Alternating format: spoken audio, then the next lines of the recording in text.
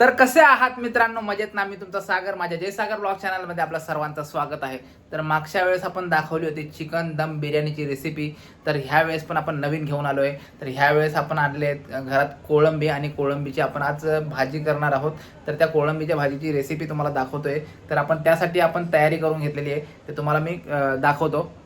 महत्त्वाचं म्हणजे आपण ते मी सांगतो. सगळ्यात पहिले आपण घेतलेली कोळंबी, आणि हे काय? कढीपत्ता, कोकमचं पाणी, ओके, कांदा, टोमॅटो, ओके, चिकन मसाला, ओके, हळद, ओके, घरातला आपला लाल तिखट मसाला, आपण कांदा लसूण मसाला वापरतो, कांदा लसूण मसाला, ओके, मिरची पावडर, धना पावडर आणि मीठ, ओके, आणि हळद. आपण कढईमध्ये तेल तापायला ठेवलं कारण की आपल्याला आता कांदा फ्राय करायचा. तर आपण आता टाकूया कढीपत्ता. ओके.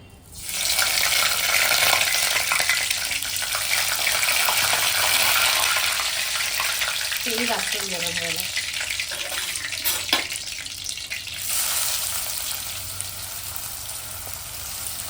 तर कांदा टाकतोय आपण आता. कांदा जास्त लागतो कारण की त्याला कोळंबी कांदा जास्त टाकावा लागतो का? ओके. तर रेसिपीला आपली सुरुवात झालेली आहे. तर आता याला काय मिक्स करून घ्यायचं. कांदा चांगला भाजून घ्यायचा. कांदा भाजून घेऊ. कांदा भाजून घेतल्यानंतर आपल्याला टोमॅटो टाकायचा. तर आपण आता बघूया आपला कांदा शिजला आहे का.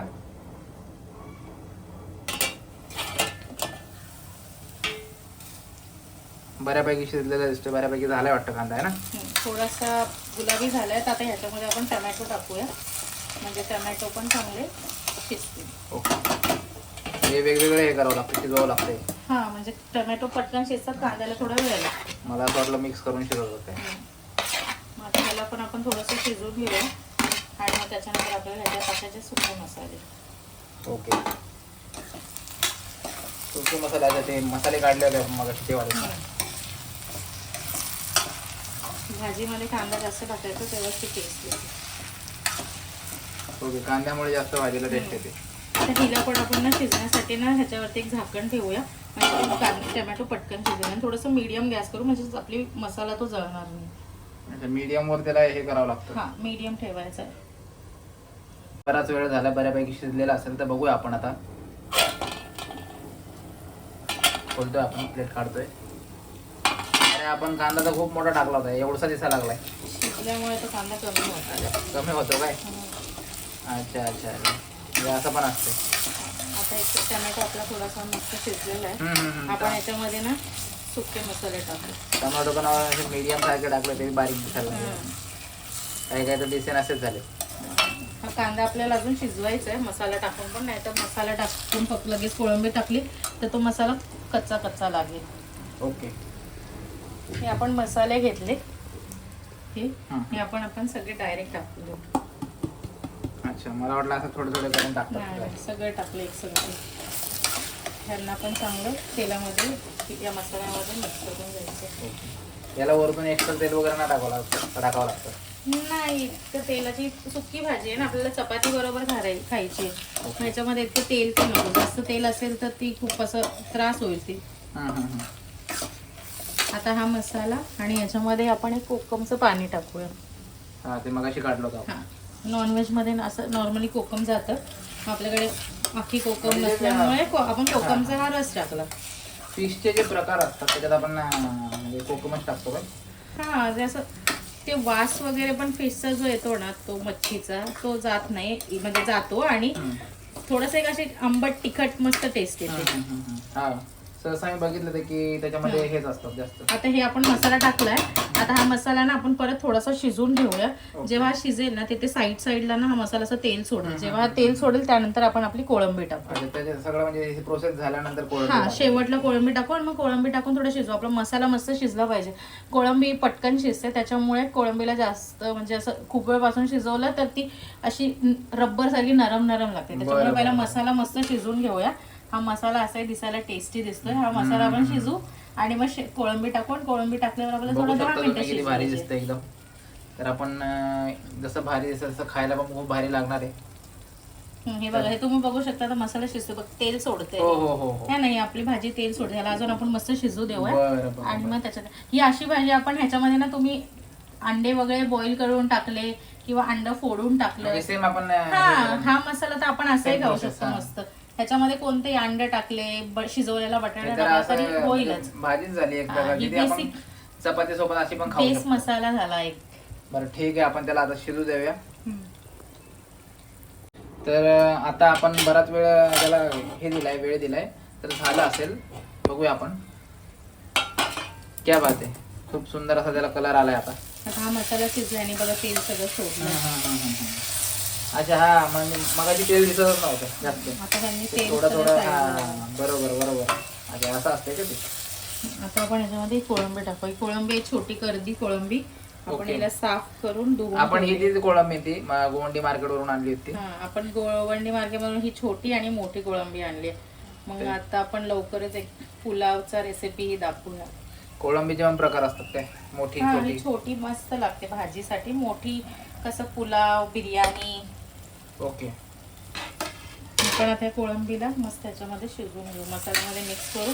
आता ही कोळंबी एकदम अशी छोटी छोटी होऊन जाईल, कारण ही लगेच शिजते. अच्छा, बघू शकता तुम्ही, मिक्सअप करतोय आपण, मिक्स होते कोळंबी. आणि तू म्हटल्याप्रमाणे आपण नेक्स्ट कोळंबीची अजून एक रेसिपी करणार आहे का? हो. आता ही बघा, ही आपण मोठी टाकली, ही आता बघ अशी बारीक झाली. अच्छा. आता हिला आपण मस्त शिजवून घेऊ मसाल्यामध्ये, मग आपली रेसिपी होईल. याआधी खूपच मोठी असते ती, नंतर ती. आता हिला असं झाकण ठेवून बारीक गॅसवर शिजूया आणि मग नंतर ह्याच्यावरती कोथिंबीर टाकूया, जे आपण मिस केली स्टार्टिंगला दाखवण्यात. पण आता आपण ह्याच्यामध्ये कोथिंबीर टाकूया बरं बरं बरं. गार्निशिंग करायला.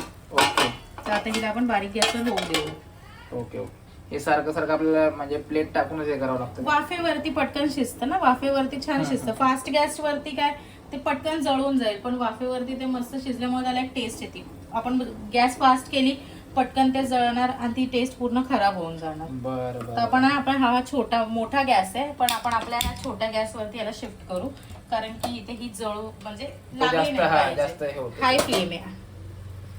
तर छोटं बघू शकता आपण, छोट्या याच्यावर, छोट्या ह्याच्यावर. छोट्या याच्यावर करून पण मीडियम पूर्ण मी खूप बारीक ठेवली पूर्ण कमी गॅस. हे आपले 3 गॅस आहेत ना, जम्बो आणि मीडियम वाली. मग ही पूर्ण आपली कमी सगळ्यात करावं. सगळ्यात छोटी वाली गॅस. बरं मग बरं. याच्यावरती फ्लेम एकदम बारीक करायची.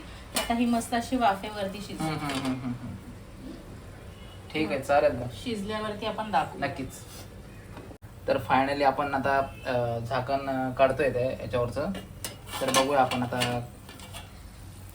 क्या बात आहे, वा.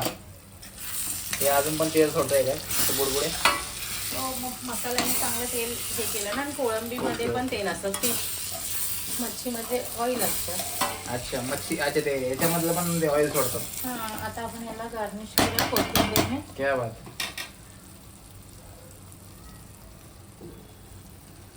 भूक तर लागलेली होती, पण मला अजूनच जोरदार भूक लागली ती बघून. वा. हे कोथिंबीर वगैरे टाकून म्हणजे असं फक्त दिसायलाच का फ्लेवर पण येतो? फ्लेवर पण येतो, कोथिंबीरचा मस्त वास येतो. आणि कोथिंबीर ही नेहमीच खाल्लेली चांगली असते, बिकॉज ज्यांना किडनी स्टोन असतो ना, हा. त्यांनी ना कोथिंबीरला बॉईल करायचं, जसं आपण चहा बॉईल करतो, आणि याचं पाणी प्यायचं. ओके. किडनी स्टोन वगैरे साठी ना कोथिंबीर खूप चांगली असते. तर सर्वांना मी ऍडवाइस देईल की जास्तीत जास्त कोथिंबीरचा वापर करा. हा, म्हणजे वापर म्हणजे ज्यांना भाजीमध्ये वगैरे नाही आवडत ना, त्यांनी असं पाण्यामध्ये उकळवायचं, ओके. ते पाणी गाळायचं आणि ते पाणी प्यायचं. ज्यांना किडनी स्टोनचा प्रॉब्लेम आहे त्यामुळे ना ते किडनी स्टोन निघून जातो. बघू शकता तुम्ही. आता आपण गॅस बंद करूया, भाजी झालेली बंद करावं आहे. लागेल. आता आपण झालंय बंद करू आणि हिला अशीच वाफेवर राहू देऊ, मग जेवताना आपण दाखवूया. चला तर मग आता खूप भूक लागली. आपण आता थोड्याच वेळात आपण जेवायला घेऊया. थोडंसं हिला काय म्हणतात त्याला, थोडंसं आपण बंदच ठेवूया ना. हा, आता गॅस हा, बंद हा, करते मी गॅस बंद करून झाकून. Okay okay. चला तर मग आता घेऊया जेवायला. आपली भाजी कोळंबीची रेडी झालेली आहे. तर तुम्हाला टेस्ट करून सांगतो भाजी कशी झाली. तर तुम्ही बघू शकता, ही कोळंबी खूप छोटी झाली आता. भाजी बनल्यावर त्याच्या आधी मोठी दिसत होती. तर आता आपण टेस्ट करायला घेऊया.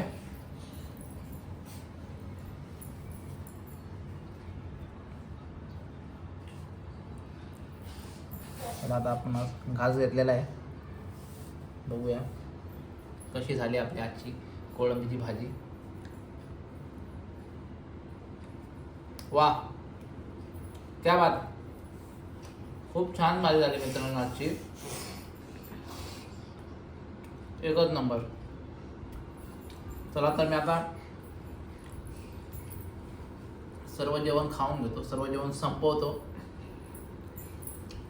आणि तुम्हाला जर माझा आजचा ब्लॉग आवडला असेल, आजची रेसिपी आवडली असेल तर लाईक करा आणि कमेंट नक्की करा मित्रांनो. आणि जे कोणी आपल्या चॅनलवर नवीन असतील त्यांनी सबस्क्राईब करायला विसरू नका. तर माझ्या जय सागर ब्लॉग चॅनलला लाईक, शेअर अँड कमेंट करायला विसरू नका. तर भेटूया नेक्स्ट ब्लॉगमध्ये. तोपर्यंत बाय बाय.